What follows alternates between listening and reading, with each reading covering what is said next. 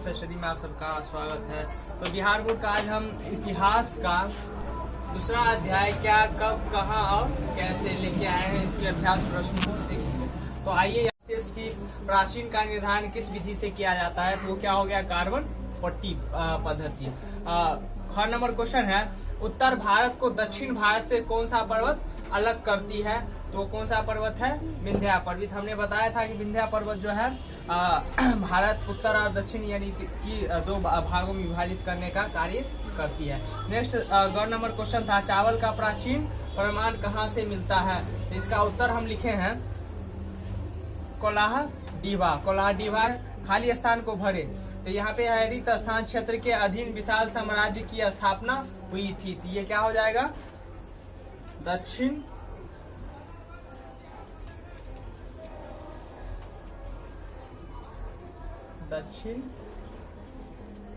भारत का।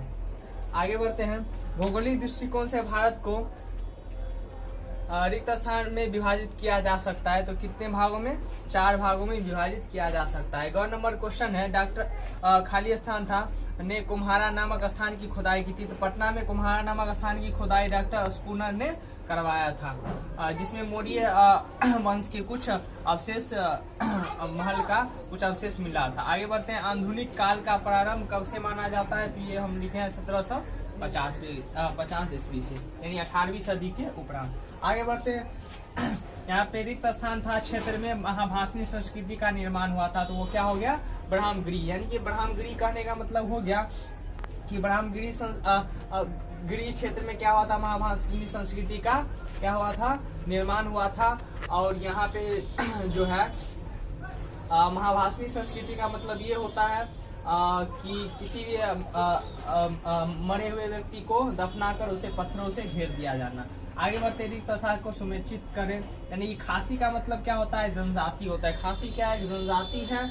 मगध क्या है, प्रथम बड़ा साम्राज्य है। और महाभाषणी संस्कृति जो है यह दक्षिण भारत में दक्षिण भारत से क्या हुआ था, स्टार्ट हुआ था। चौपानी मांडो क्या है, अनाज का, चौपानी मांडो एक जगह है जहाँ पे क्या हुआ था, जो धान की खेती हुई थी। तो यहाँ पर जो क्वेश्चन था, चावल का प्राचीन प्रमाण कहाँ से मिला था, तो वो क्या हो गया, कोल्हाडीबा में कौन सा स्थान था, चौपानी मांडो, जहाँ पे पहली बार चावल को उपजाया गया था। तो इस हिसाब से आप सबका 3 गो क्वेश्चन का उत्तर हो चुका है। अगले वीडियो में हम नेक्स्ट हाँ, तो आप प्रश्न अभ्यास को देखेंगे। आइए चर्चा करें। पहला क्वेश्चन है, इतिहास के अध्ययन से हमें कई तरह की जानकारी प्राप्त होती है, तो इस पे हम सबको चर्चा करना है। तो इसका हम उत्तर लिखे हैं, हाँ, हमें इतिहास के अध्ययन से अतीत से संबंधित विभिन्न घटनाओं के बारे में जानकारी प्राप्त होती है। दूसरा क्वेश्चन को देखेंगे, पुरातत्व किसे कहते हैं। तो आप देख सकते हैं कि हमने इसका उत्तर लिखा है, अतीत में बनाई गई वस्तुएं जैसे पत्थर ईंट से बनी इमारतें के अवशेष, औजार, हथियार, बर्तन, आभूषण, मूर्तियां, चित्र, सिक्के को हम क्या बोलते हैं, पुरातत्व कहते हैं। तीसरा क्वेश्चन को देखेंगे, इतिहास के अध्ययन से अपने अतीत के बारे में क्या क्या जानकारी मिलती है। तो आप देख सकते हैं कि इसका हम उत्तर लिखें, इतिहास के अध्ययन से अपने अतीत के बारे में बहुत सी जानकारियाँ मिलती हैं। हमारा सबसे पहला जानकारी हमें ये मिलती है कि हमारा पूर्वज कौन था, क्या कार्य करता था, उनकी आर्थिक स्थिति कैसी थी, जैसी जानकारी हमें प्राप्त मिलती है। चौथा क्वेश्चन को देखेंगे, अतीत की जानकारी जिन जिन स्रोतों के माध्यम से हो सकती है उसकी एक सूची बनाइए। तो देखिए हमने इसका सूची बनाया। पहला में लिखा है, तारपत्रों पर लिखी गई पांडुलिपि, तो पांडुलिपि के द्वारा भी हमें इतिहास की जानकारी प्राप्त होती है कि ये पांडुलिपि कितना साल कितना वर्ष पहले लिखा गया है। दूसरा क्या होता है, अभिलेख, यानी कि अभिलेख के बारे में हमने बताया था कि नुकीले चीज से किसी पत्थरों पे लिखा गया जो होता है उसे हम क्या बोलते हैं, अभिलेख कहते हैं, तो उसकी भी जानकारी मिलती है। तीसरा क्या होता है बताओ, सिक्का का मुहर, यानी कि किसी भी पत्थर या किसी भी चीज पे कौन सा सिक्का का मुहर कितने साल पहले लगाया गया था।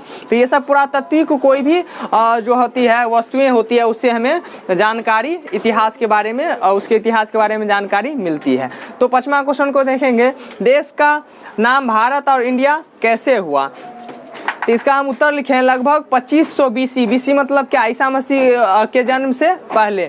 उत्तर पश्चिम की ओर से आने वाली ईरानियों और यूनानियों ने सिंधु को इंदोस अथवा इंडोस कहा तथा इस नदी के पूर्व में स्थित भूमि प्रदेश को इंडिया कहा था, जबकि भारत नाम एक मानव समूह के नाम पर पड़ा। तो इस हिसाब से आप सबका जो है 5वां क्वेश्चन हो गया। छठा क्वेश्चन जो है आप सबका वो है, देख लेते हैं छठा क्वेश्चन भी, जगह नहीं बचा है तो हम बोल देते हैं, आप सब नोट कर सकते हैं। छठा क्वेश्चन है काल निर्धारण के कार्बन 14 पद्धति को बताए। तो जैसा कि हमने बताया है कि कार्बन 40 का मतलब होता है वैसा पद्धति जिससे जो है किसी भी साल बीते हुए समय में मरे हुए जीव जंतु के अवशेष से हमें ये पता चल जाता है कि उसकी आयु कितनी है।